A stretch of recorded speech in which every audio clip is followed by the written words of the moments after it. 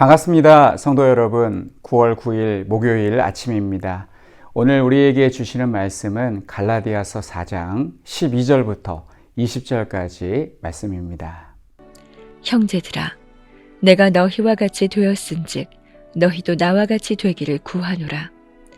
너희가 내게 해롭게 하지 아니하였느니라.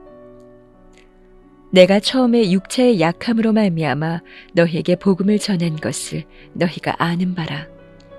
너희를 시험하는 것이 내 육체에 있으되 이것을 너희가 업신여기지도 아니하며 버리지도 아니하고 오직 나를 하나님의 천사와 같이 또는 그리스도 예수와 같이 영접하였도다. 너희의 복이 지금 어디 있느냐? 내가 너희에게 증언하노니 너희가 할 수만 있었더라면 너희의 눈이라도 빼어 나에게 주었으리라. 그런즉 내가 너희에게 참된 말을 함으로 원수가 되었느냐? 그들이 너희에게 대하여 열심내는 것은 좋은 뜻이 아니요 오직 너희를 이간시켜 너희로 그들에게 대하여 열심을 내게 하려 함이라. 좋은 일에 대하여 열심으로 사모함을 받음은 내가 너희를 대하였을 때뿐 아니라 언제든지 좋으니라. 나의 자녀들아, 너희 속에 그리스도의 형상을 이루기까지 다시 너희를 위하여 해산하는 수고를 하노니 내가 이제라도 너희와 함께 있어 내 언성을 높이려 함은 너희에 대하여 의혹이 있음이라. 12절 말씀을 보시면 형제들아, 내가 너희와 같이 되었은즉 너희도 나와 같이 되기를 구하노라 라고 사도 바울이 갈라디아 교회 성도들에게 권면하고 있습니다. 이 말씀의 의미는 무엇일까요? 내가 너희와 같이, 이 말씀은 바울이 이방인인 갈라디아 교회 성도들을 섬길 때 유대 율법을 강요하지 않은 것입니다. 바울은 이방인들에게 그리스도인이 되려면 율법을 지켜야 된다라고 가르치지 않았습니다. 그렇다면 너희도 나와 같이 라는 말씀은 무슨 뜻일까요? 이 말씀은 바울은 유대인이고 율법에 대해서 잘 알지만 구원은 그리스도를 통하여 받는 것이기 때문에 모세의 율법은 의식법과 도덕법과 시민법이 있는데 그 중에 의식법, 이것에 얽매일 필요가 없는 삶을 가리킵니다. 1세기 유대인들은 예수님보다 이스라엘의 전통인 율법을 더욱 소중하게 생각하였습니다. 그래서 예수님이 율법을 지키지 않는 것에 분개하였습니다. 외식하는 서기관과 바리새인들의 모습을 한번 생각해 보시기 바랍니다. 그러나 그들이 잘 몰라서 그렇지 예수님은 율법을 폐하러 오신 것이 아니라 완성하러 오셨고 율법의 완성이신 예수님을 믿으면 이제 더 이상 율법의 의식법을 지키지 않아도 됩니다. 그러나 유대인 중에 그리스도인이 된 사람들은 율법에서부터 완전히 벗어나지 못했습니다. 그래서 예수님을 믿어도 율법을 지켜야 된다고 주장하였습니다. 그들에게 율법은 절대 포기할 수 없고 양보할 수 없는 그런 것이었습니다. 그러나 복음의 진리를 바르게 제대로 깨닫고 있는 사도 바울은 예수님을 믿으면 율법을 다 지킨 것과 마찬가지라고 하며 예수님을 믿는 것이 율법을 지키는 것보다 더 중요하고 가치 있는 일이라고 하였습니다. 그렇다면 이 율법을 지키는 것의 의미는 무엇일까요? 이슬람 교도인 모슬렘은 샤리아법을 지키며 살아갑니다. 이는 어느 누구도 예외가 없습니다. 이슬람 교회 교인이 되면 율법을 다 지켜야 합니다. 그리스도인들이 율법을 지키는 것을 예수님 믿는 것보다 더 중요하게 여기는 것은 모슬렘이 사리아법을 지키는 것과 같은 신앙생활을 하는 것입니다. 이것은 자기 의를 위한 종교 생활일 뿐입니다. 갈라디아 교회 교인들도 완전하게 율법에서 벗어나서 그리스도에게 모든 것을 맡기지 못한 유대 그리스도인들로부터 비슷한 요구를 받았습니다. 하나님을 경외하는 사람은 모세의 율법을 전부 지켜야 한다. 이는 어느 누구도 예외가 없다. 너희가 그리스도인이 되었어도 마찬가지이다. 모든 그리스도인들은 모세의 율법을 하나도 빠짐없이 지켜야 한다. 지금이야 신학이 정립되어 있기 때문에 누군가 이런 말을 하면 구원을 받기 위해서 모세의 율법을 전부 지켜야 한다는 말을 하면 우리는 그 사람을 이상한 눈으로 바라봅니다만 1세기에는 당시에는 율법을 지켜야 한다고 주장하고 율법을 지키며 살아가는 그 사람의 모습, 고군분투하는 그 사람의 모습은 너무나 경건하게 보였고 반대로 그리스도 예수 안에 있는 자는 율법을 지키지 않아도 된다라고 주장하는 사도 바울 선생의 말을 따르는 사람들을 보면 거부감을 느꼈습니다. 율법의 행위는 곧 구원이다. 이 공식은 복음의 진리를 제대로 깨닫고 있지 않으면 빠져나올 수 없는 절대 불변의 진리처럼 느껴졌습니다. 사람들은 왜 이렇게 율법의 행위에 쉽게 미혹이 되는 것일까요? 오늘날에도 사람들은 규칙을 만들고 그 규칙에 따라서 살아가는 것이 편합니다. 그래서 규칙을 만들면 사람들을 통제하기가 쉽고 또 규칙을 따르는 사람들도 그것을 이행함으로써 만족함을 누리며 안심을 누리며 안도감을 누리며 살아가고 있습니다. 종교 생활도 비슷합니다.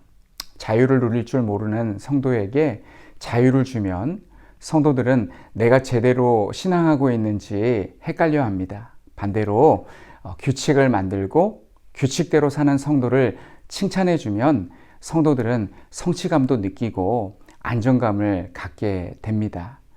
갈라디아 교회의 유혹은 바로 이것이었습니다. 이방인인 갈라디아 교인들은 자유케 하는 복음보다 율법의 행위로 구원받는다는 것이 더 매력적으로 들렸습니다. 내가 선한 행위인 율법을 지키고 그 대가로 구원을 받는다고 이해하는 것이 쉽지 아무것도 한 것이 없는데 예수님을 믿어 은혜로 구원받았다고 하는 것은 사실 쉽게 납득이 되지 않고 또 늘 불안한 요소이기도 했습니다. 사도 바울은 당시에 이러한 그리스도인들의 약점을 집요하게 파고드는 거짓 형제들을 조심하라고 계속 강조하고 있습니다. 14절과 15절의 말씀을 보시면 갈라디아 교회 성도들은 정말 순수한 사람들이었습니다.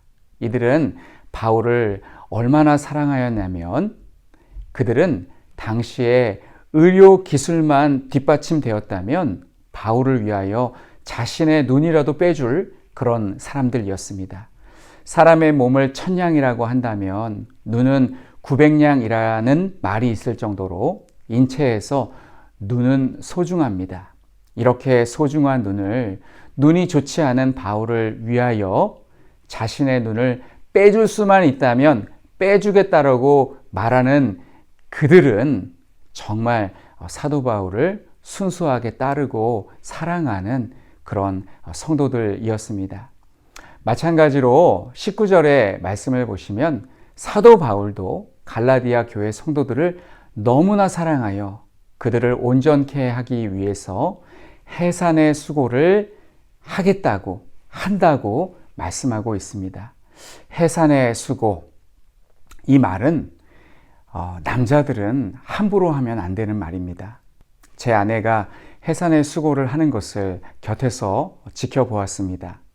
정말 이러다가 사람이 실성할 수도 있겠다 싶을 정도로 고통에 몸부림치면서 열 몇 시간을 사투를 벌이면서 그렇게 애를 쓰다가 아기가 태변을 하여서 제왕절개 수술을 통해 아기를 낳았습니다. 지금이야 이처럼 위급할 때 수술을 통해서 아기를 낳고 또 산모도 지킬 수가 있지만 과거에는 아기를 낳다가 죽는 산모도 비일비재했겠다라는 생각이 들었습니다. 해산의 수고는 정말 인간이 겪을 수 있는 가장 극심한 고통 중에 하나입니다. 사도 바울은 그러한 수고를 갈라디아 교회 성도들이 그리스도의 형상을 이루기까지 하고 있다라고 말씀하고 있습니다. 또한 이것을 보아 그가 얼마나 갈라디아 교회 성도들을 위해서 수고하고 애쓰는지 보여주고 있습니다. 사도 바울은 이 문제 때문에 엄청난 고통을 받고 있습니다. 그러나 거짓 교사들은 어떠합니까? 그들은 갈라디아 교인들을 미혹하는 것에 전혀 힘이 들어가고 있지 않습니다. 그들은 결과에는 관심이 없습니다. 갈라디아 교인들이 잘못되어 실족하든지 말든지 그들에게는 아무 상관이 없습니다. 그들의 유일한 목적은 한 사람이라도 자기 편을 만들기 위한 것이었습니다. 그런데 안타까운 것은 순수한 갈라디아 교인들이 이런 사람들의 말에 쉽게 넘어가는 것입니다. 이에 대해서 20절에서 사도 바울은 자신의 언성을 높이지 않을 수 없다고 말합니다. 그리스도인들은 언성을 높이고 화를 내면 몹시 힘들어합니다. 뒤돌아서 후회합니다.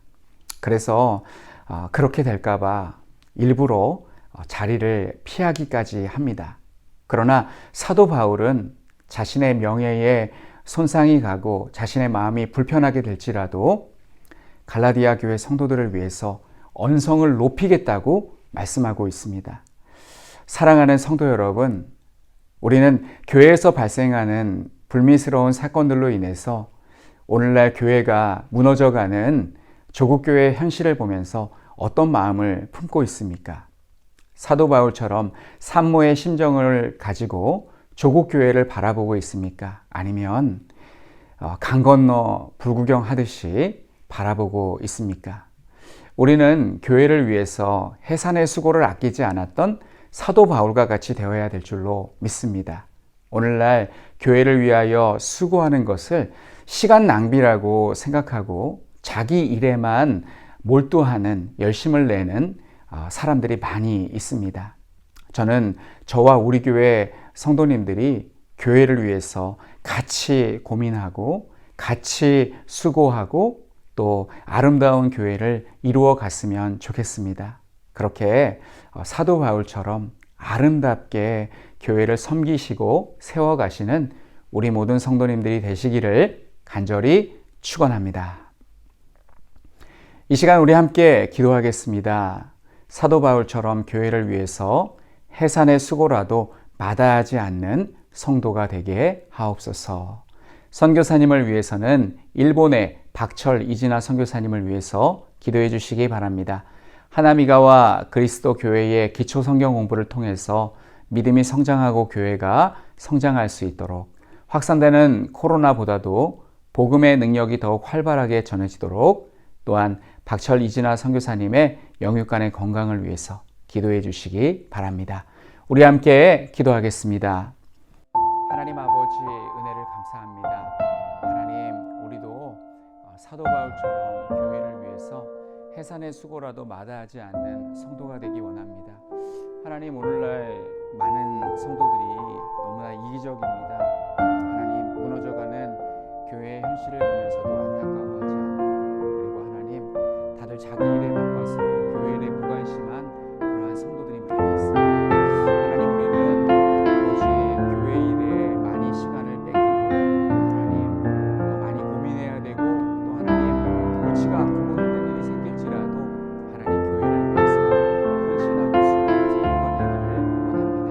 하나님, 일본의 박철이지나 선교사님을 기억하여 주시고 확산되는 코로나보다도 복음의 능력이 더욱 활발하게 전해지게 하여 주시고, 또한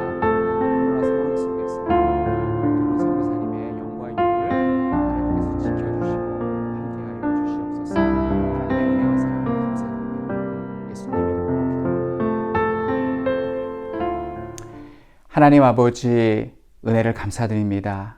오늘 사도 바울이 교회를 위해서 해산의 수고도 마다하지 않겠다고 말씀하는 것을 우리가 봅니다. 하나님 아버지, 오늘날 우리는 교회를 위해서 얼마나 수고하고 있습니까? 교회를 위해서 교회 때문에 내 시간 뺏기는 것 아까워하고, 또 교회 때문에 신경 쓰는 것, 머리 골치 아픈 것 기피하고 피하려 하고 있지는 않습니까? 하나님 아버지, 하나님의 몸된 교회, 우리 예수님의 교회를 내 교회라고, 내가 소속되어 있는 우리 모두의 교회라고 생각하고 교회를 위해서 해산의 수고도 맞이하지 않았던 사도 바울을 본받을 수 있도록 인도하여 주시옵소서.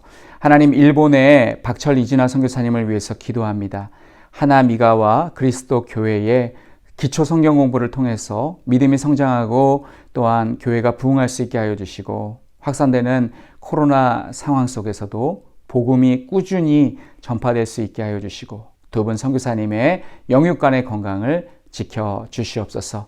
하나님, 오늘도 코로나의 상황 속에서 살아가시는 우리 모든 성도님들의 건강과 안전을 지켜주시고, 하나님께서 늘 동행하여 주시고 마음의 평강 주시기를 원하옵고, 예수님의 이름으로 기도하옵나이다. 아멘.